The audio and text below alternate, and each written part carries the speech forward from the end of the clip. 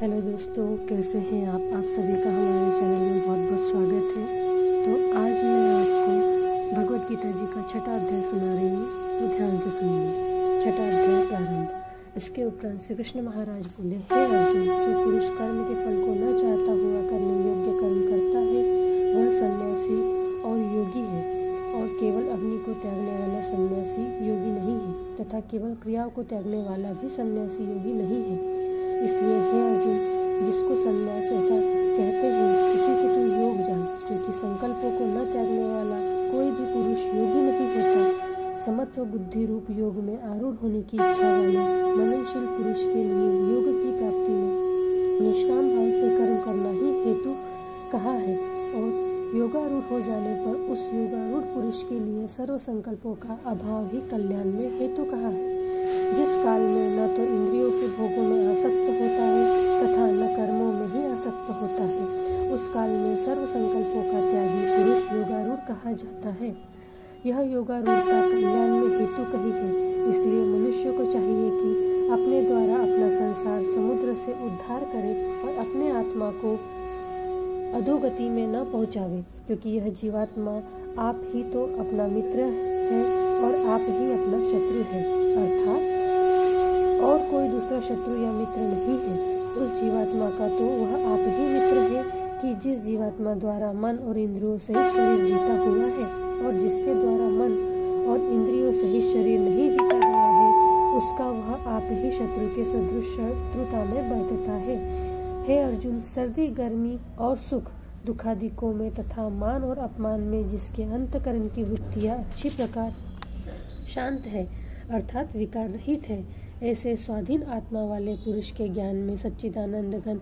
परमात्मा सम्यक प्रकार से स्थित है, अर्थात उसके ज्ञान में परमात्मा के सिवा अन्य कुछ है ही नहीं। ज्ञान विज्ञान से तृप्त है अंतकरण जिसका, तथा विकार रहित है स्थिति जिसकी, और अच्छी प्रकार जीती हुई है इंद्रिया जिसकी, तथा समान है मिट्टी पत्थर और सुवर्ण जिसके, वह योग युक्त अर्थात भगवत की प्राप्ति वाला है। ऐसे कहा जाता है, जो पुरुष सुहृद मित्र वैरी उदासीन मध्यस्थ और द्वेषी और बंधुगणों में तथा धर्मात्माओं में और पापियों में भी समान भाव वाला है, वह अति श्रेष्ठ है। इसलिए उचित है कि जिसका मन और इंद्रियों सहित शरीर जीता हुआ है,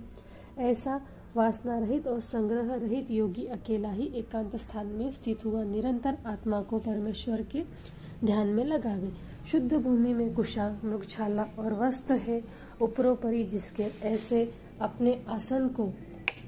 न अति ऊंचा और न अति नीचा स्थिर स्थापन करके और उस आसन पर बैठकर तथा मन को एकाग्र करके चित्त और इंद्रियों की क्रियाओं को वश में किया हुआ अंतकरण की शुद्धि के लिए योग का अभ्यास करे। उसकी विधि इस प्रकार है कि काया सिर और ग्रीवा को समान अचल धारण किए हुए दृढ़ होकर अपनी नासिका के अग्रभाग को देखकर अन्य दिशाओं को न देखता हुआ और ब्रह्मचर्य के व्रत में स्थित रहता हुआ भय रहित तथा अच्छी प्रकार शांत अंतकरण वाला और सावधान होकर मन को वश में करके मेरे में लगे हुए चित्त वाला और मेरे परायण हुआ स्थित होवे। इस प्रकार आत्मा को निरंतर परमेश्वर के स्वरूप में लगाता हुआ स्वाधीन मन वाला योगी मेरे में स्थित रूप परमानंद पराकाष्ठा वाली शांति को प्राप्त होता है। परंतु हे अर्जुन, यह योग न तो बहुत खाने वाले का सिद्ध होता है और न बिल्कुल न खाने वाले का, तथा न अतिशयन करने के स्वभाव वाले का और न अत्यंत जागने वाले का ही सिद्ध होता है। यह दुखों का नाश करने वाला योग तो यथा योग्य आहार और विहार करने वालों का, तथा कर्मों में यथा योग्य चेष्टा करने वाले का और यथा योग्य शयन करने तथा जागने वाले का ही सिद्ध होता है।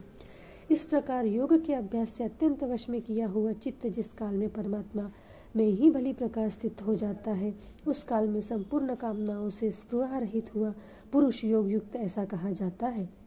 जिस प्रकार वायु रहित स्थान में स्थित दीपक चलायमान नहीं होता है, वैसा ही उपमा परमात्मा के ध्यान में लगे हुए योगी के जीते हुए चित्त की कही गई है। हे अर्जुन, जिस अवस्था में योग के अभ्यास से निरुद्ध हुआ चित्त उपराम हो जाता है और जिस अवस्था में परमेश्वर के ध्यान में शुद्ध हुई सूक्ष्म बुद्धि द्वारा परमात्मा को साक्षात करता हुआ सच्चिदानंद घन परमात्मा में ही संतुष्ट होता है, तथा इंद्रियों से अतीत केवल शुद्ध हुई सूक्ष्म बुद्धि द्वारा ग्रहण करने योग्य जो अनंत आनंद है जिसको जिस अवस्था में अनुभव करता है और जिस अवस्था में स्थित हुआ यह योगी